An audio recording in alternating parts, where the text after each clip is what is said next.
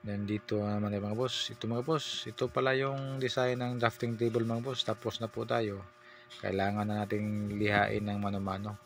Galing tayo sa pagliha ng grinder mga boss, yung papel liliha. Tapos medyo magaspang ba yan kasi yung lihang ginagamit natin sa grinder mga boss, number 80. Kailangan natin ng lihain ng maigi para mawala yung medyo konting magaspang sa grinder para maganda naman tignan sa pag-varnish mga boss, hindi makikita yung magaspang paikot-ikot dinaanan ng grinder. Kailangan ng lihain ng maigi ng 120 liha mga boss para mawala yung kinain ng grinder, yung pabilog-bilog. Pagkatapos mga boss, mag-sanding sealer na tayo ng first coating. Ito mga boss, pag timpla natin mga boss, wala tayong lacquer flow, pero okay ra ito mga boss kasi mainit namang panahon. Hindi na kailangan lalagyan ng lacquer flow. Tapos maliit lang ang barnisan natin mga boss. Okay na yan ito mga boss, hindi ito puputla kasi mainit ang panahon. Ang lacquer flow mga boss, gagamitin yan mga boss pag yung dami ka ng sprayhan tapos yung panahon mo medyo maambon, yan maglalagay tayo ng lacquer flow. Kasi puputla yan mga boss pag walang lacquer flow. Pero ito mga boss, mainit ang panahon, hindi na kailangan mga boss paglagyan ng lacquer flow. Wala po tayong lacquer flow kaya hindi natin nilagyan.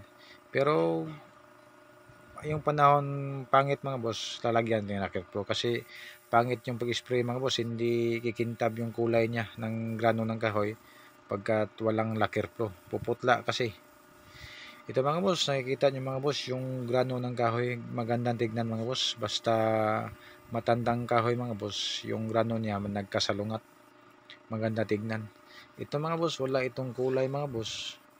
Ito lang yung kulay niya, clear lang kumbaga mga boss, yung clear lang nga kulay.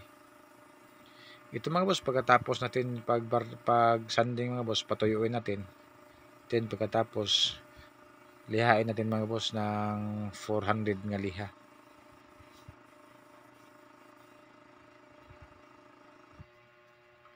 Ito mga boss, tuyo na mga boss, kailangan na nating lihain.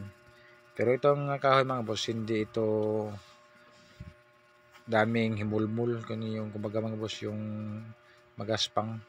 Hindi katulad ng mga kahoy nga kumbaga mga boss, hindi matanda, meron ng mga gaspang. At saka itong klase nga kahoy mga boss, yung grano niya, wala kayo tong himulmul katulad, hindi katulad ng mga germelina mga boss, daming himulmul niyan, mahirapan tayo sa pagliha.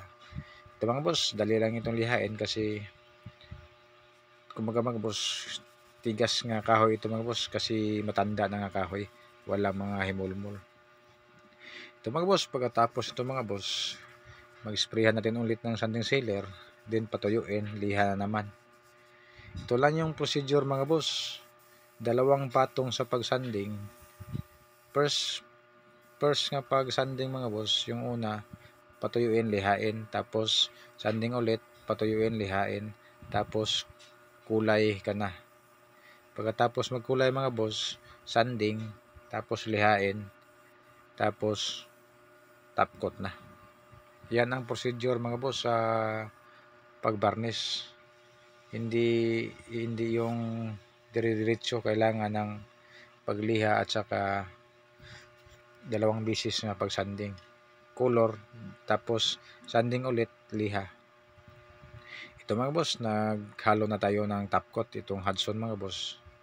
Ito yung gagamitin natin ng top coat mga boss, hindi tayo gumagamit ng clear gloss kasi andali yan boss, mawala yung clear niya, yung smooth niya, andali lang matanggal niya mga boss. 4 years, hindi matatanggal na 4 years mga boss, mawala na yung kumaga mga boss, mapupulbos na yung lacquer flow, yung clear gloss.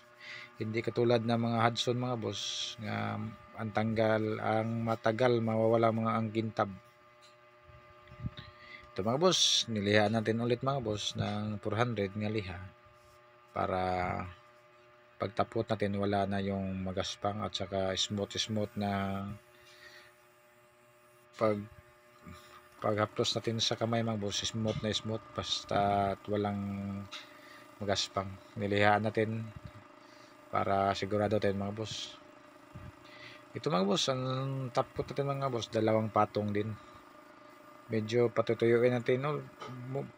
Patuyo-tuyuin natin, tapos second coating sa pag-top coat. Ito lang yung procedure mga boss, dalawang patong sa sanding sealer, tapos kulay, sanding sealer na ulit, tapos top coat. Yan ang procedure mga boss para makintab yung pagbarnish natin mga boss. At saka maiging pagliha, yan ang importante, hindi yung magaspang.